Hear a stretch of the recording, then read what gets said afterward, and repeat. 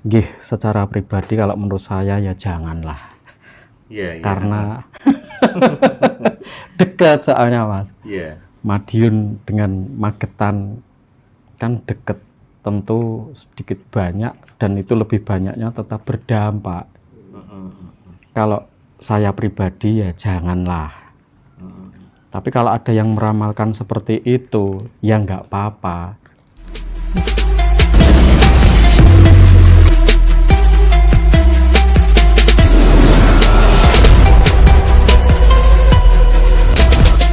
Assalamualaikum Mas Gareng, selamat malam, Rahayu. Waalaikumsalam warahmatullahi wabarakatuh. Rahayu rahayu sugeng dalu sedanipun. Oh iya, ini Mas Gareng, ini kan yang lagi viral di medsos saat ini. Soal prediksi Gunung Lawu. Ini kan para pelaku spiritual itu kan memprediksi tahun 2022 ini akan meletus hebat. Lawu itu kan saat ini kan diketahui sudah lama tidak menunjukkan aktivitas vulkanik atau tidak aktif. Terakhir meletus itu Gunung Lawu tahun 1885. Nah, ini menurut pandangan Mas Gareng tentang Gunung Lawu yang lagi viral ini, menurut Mas Gareng gimana, Mas? Gih, secara pribadi kalau menurut saya ya janganlah. Iya, iya. Karena dekat soalnya Mas. Iya. Madiun dengan Magetan kan deket, tentu sedikit banyak dan itu lebih banyaknya tetap berdampak. Kalau saya pribadi ya janganlah. Tapi kalau ada yang meramalkan seperti itu ya nggak apa-apa. Namanya ramalan kan cuma kemungkinan-kemungkinan. Iya. Prediksi istilahnya nggih, ramalan betul. itu prediksi. Prediksi kan bisa ya bisa Iya. ya, bisa tidak gitu ya, Mas Kalau Gareng. doa saya mudah-mudahan enggak. Soalnya kenapa? Makanya toh, jika ada pelaku spiritual yang diberi sedikit kelebihan, mbok ya mawas diri, sadar diri bahwa semuanya itu pemberian dari Yang Maha Kuasa. Jangan terus untuk keuntungan agar terkenal, agar kondang dan lain sebagainya mengusik bangsa sebelah. Kan juga lagi viral yang kapan hari itu paranormal ataupun apa istilahnya, sampai guyonane yang komentar itu netizen ya istilahnya. Iya. Demit wis renek ajine saiki. Tinggi dolanan. Lah niku. Niku kalau diberi sedikit kelebihan akhirnya kan rusak alam seperti itu, Mas. Betul, ya. Mbok ya lebih mawas diri. Karena kalau dibilang Gunung Lawu itu alam. Ayo para spiritual entah dimanapun yang berada, saling mendoakan yang terbaik untuk bangsa kita, untuk semuanya. Kalau ramalan-ramalan seperti itu malah membuat kekhawatiran, ketakutan, kan ya heboh nanti. Iya. Doa saya pribadi ya janganlah kalau Gunung Lawu meletus. Aduh, repot.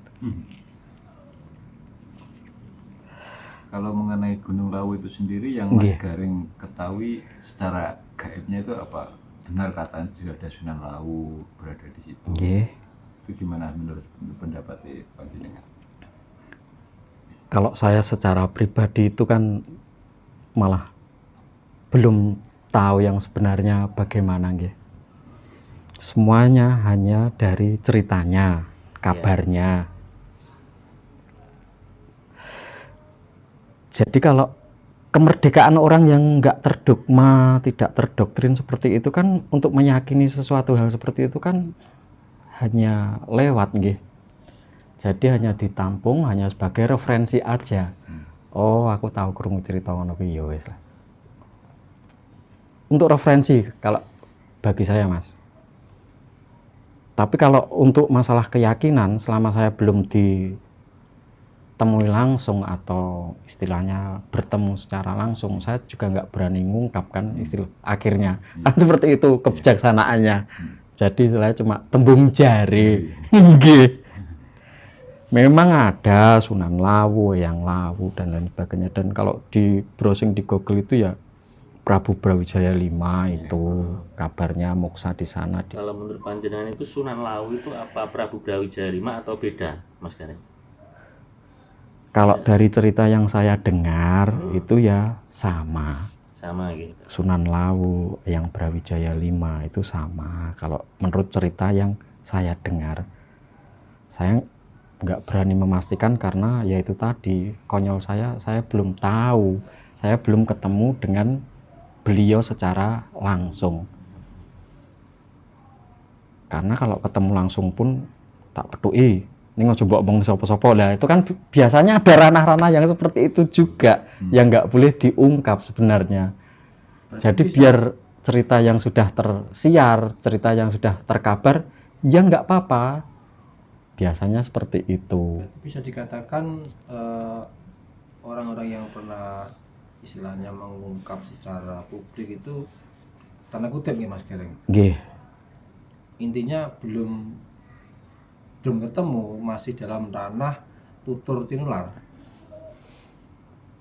Soalnya mungkin ada, nggih. Mas Gareng tadi kan bilang terkadang dijumpai pun belum berani mengungkap, istilahnya tidak boleh mengungkap di ranah publik. Nggih.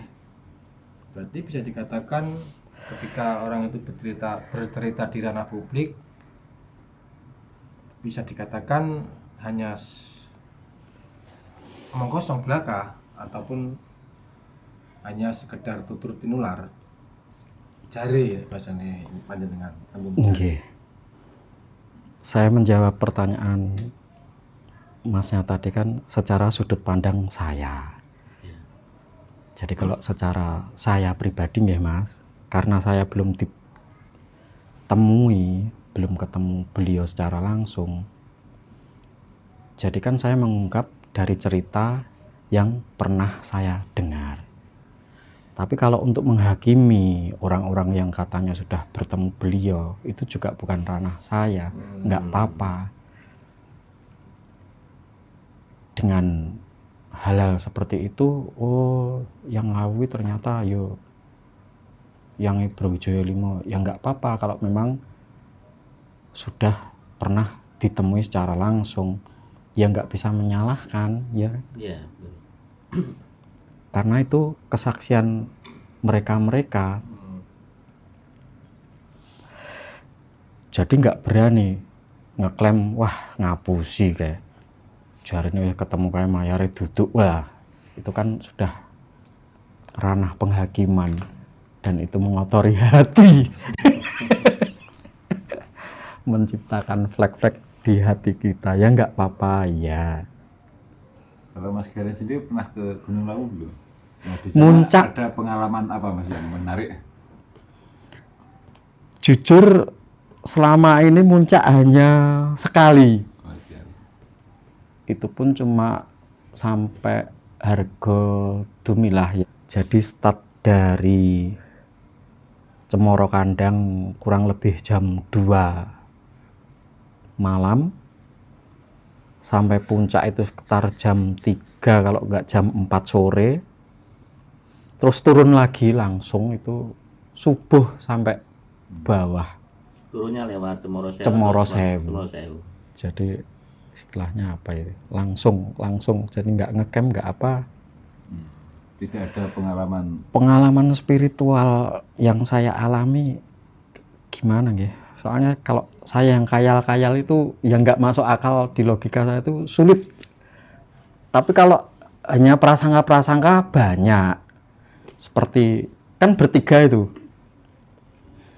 seperti ada yang ngikutin kok, jadi ada yang lain di belakang, itu hanya prasangka, tapi kalau dilihat secara mata telanjang ya ternyata nggak ada, tapi seperti diikuti, seperti ada yang manggil-manggil atau teriak-teriak gitu lah, prasangka tok wis.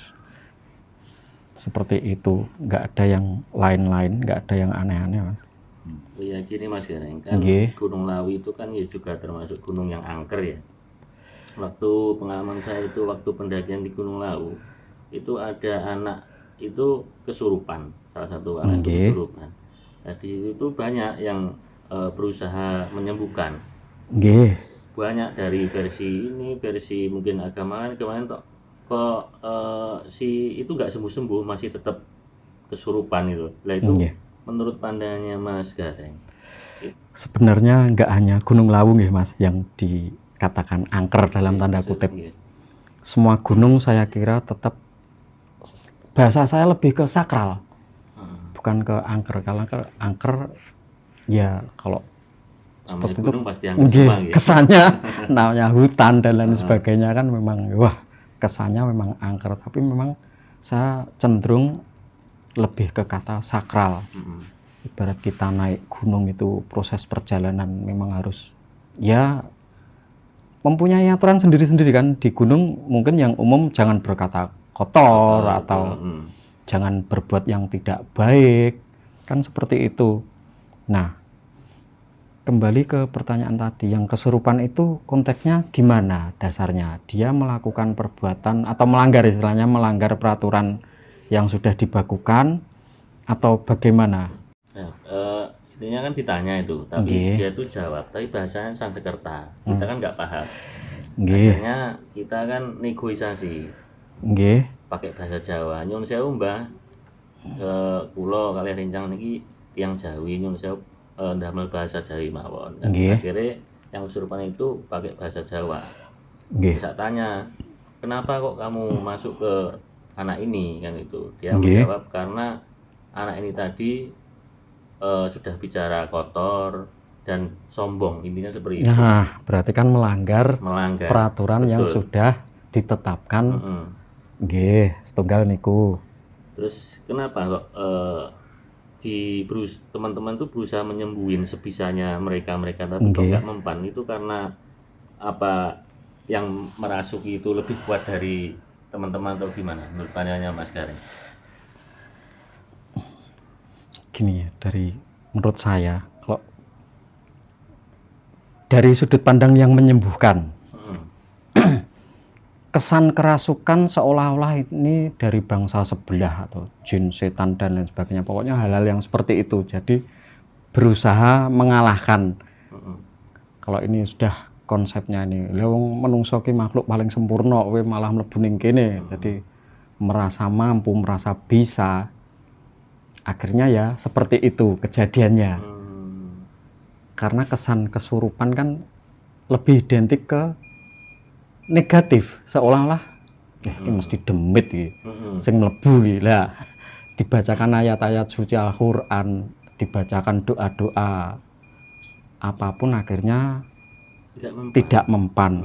Seolah-olah wah demitnya lebih kuat berarti. Nah, pemikirannya orang awam seperti iya, itu. pemikiran umum seperti itu. Tapi kalau dasarnya itu tadi, yang dirasuki itu sudah melanggar, itu kan berarti kan kena karma nggih, ibarat hukum tabur tuai. Nah, di situ kan ada hikmah gitu. Ada kejadian-kejadian seperti itu. Peraturan itu dibuat, peraturan itu dibikin karena memang untuk mengantisipasi hal-hal yang seperti itu biar nggak terjadi. Tetap menjaga kesakralan tempat-tempat di situ kan seperti itu nggih. Jadi kalau berkata kotor ataupun sombong, ada sesuatu unsur yang masuk dari unsur sebelah itu kan sudah baik mau mengingatkan berarti. Kan ini peraturan dari bangsa sebelah nggih. Berarti kan nek munggah gunung ki yo aja sombong, yo aja omong elek yo. Seperti itulah itu. Akhirnya yang mau naik gunung, entah itu gunung manapun, harus menjaga adab, harus menjaga perilaku, tata susila dan lain sebagainya. Ibarat kita kan tamu kita Mas, Nggih. kan harus sopan Nggih. santun, mematuhi adat yang Kalau berlaku di situ. bangsa sebelah itu kalau nggak terusik, kalau nggak diusik, ya nggak bakal sih sebenarnya kalau menurut saya loh, nggih. Makanya saya tadi bilang kalau sudah diberi kelebihan, sudah diberi kemampuan yang lebih daripada manusia umumnya, mbok ya jangan ngusik-ngusik alam sebelah lah. Itu loh yang mengakibatkan alam murka kan hal-hal yang seperti itu. Ya, Salah satunya. Salah satu satunya. faktor penyebabnya. Jadi kalau kita saling toleransi kan lebih damai ya. begitu. Kalau menurut saya ini Mas, nggih, nun sewu. Mengenai bicara tentang orang kesurupan tadi, Nggih, nggih. saya tertarik itu sendiri, sebetulnya Nggih. kesurupan itu apakah prosesnya itu apa, bangsa sebelah itu masuk ke dalam diri atau gimana Mas sebetulnya?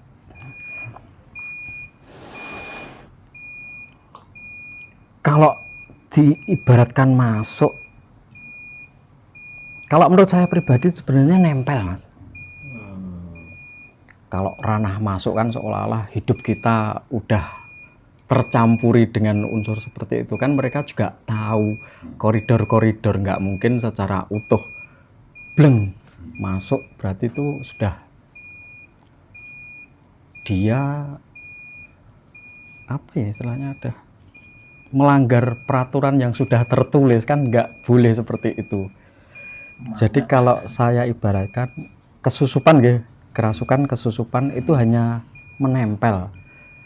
Cuma memang energinya lebih besar daripada orang yang dirasuki, orang yang dimasuki itu. Jadi sukmanya dikuasai, bukan hidupnya loh ini. Jadi ada ruh yang menghidupi kita ini, ada sukmanya istilahnya. Kalau bahasa ini sukmawan nggih.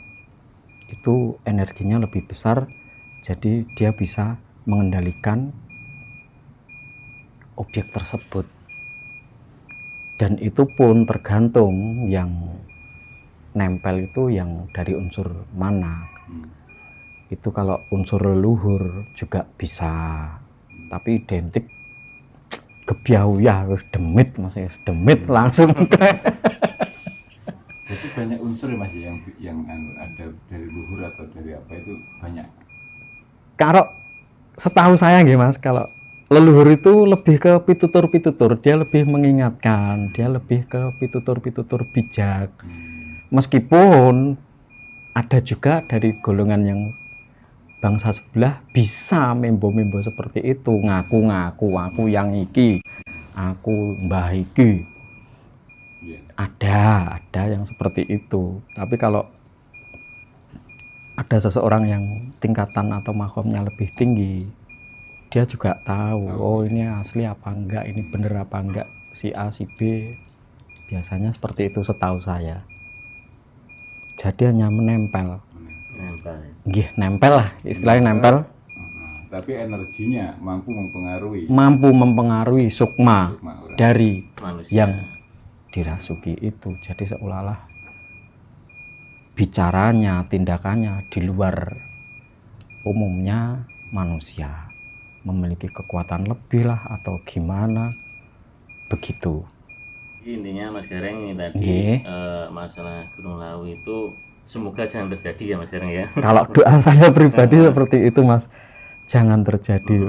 Ini bukan mengetahui Iya. prediksi-prediksi mereka-mereka pelaku-pelaku spiritual yang lain, bukan kok ngentahi, bukan kok menyangkal, enggak. Meremeh. Iya, bukan meremehkan, enggak. Tapi semua itu bisa terjadi atas kehendak alam ya Mas Gareng ya. Tetap kita entah itu kapan kan kita nggak tahu. Pada Iya. banyak berdoa, awas diri gitu. Nggih. Mas Gareng. Terima kasih Mas Gareng. Selamat Nggih. malam. Assalamualaikum. Waalaikumsalam warahmatullahi wabarakatuh.